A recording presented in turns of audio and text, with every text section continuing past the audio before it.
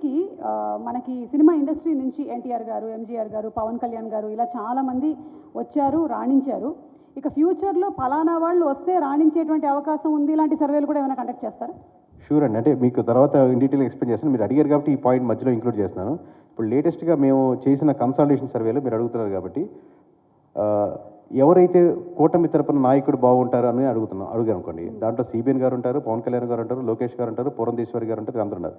But అనూహ్యంగా junior NTR గారికి 7% కూటమి తరపు నుంచి ఈయన నాయకుడు అయితే బాగుంటుందని 7% వచ్చారు ఆన్ యావరేజ్గా. ఓన్లీ కూటమి. వైఎస్ఆర్సీపీ తరపు నుంచి 11% వచ్చింది. అన్ని ఏజ్ గ్రూపుల నుంచి 11% వచ్చింది. అసలు జూనియర్ ఎన్టీఆర్ గారు ఈ మధ్య ప్రెస్ మీట్ కానీ మాట్లాడింది కానీ మీడియా కానీ పొలిటికల్ పార్టీ అసోసియేషన్ దగ్గర ఏదైనా రావడం కానీ లేదు. So any person, any section of పీపుల్కి వీల్ ట్రై టు దాంట్లో బిల్డ్ చేయడానికి ట్రై చేస్తుంటామండి. ఓకే, సో మీరు ఒక సర్ప్రైజింగ్ ఎలిమెంట్ కూడా ఈరోజు ఈ విషయంలో చెప్పారు. ఇది గ్యారంటీగా వైరల్ అయిపోతుంది, డౌటే లేదు ఇందులో. For more videos like this, subscribe Big TV channel.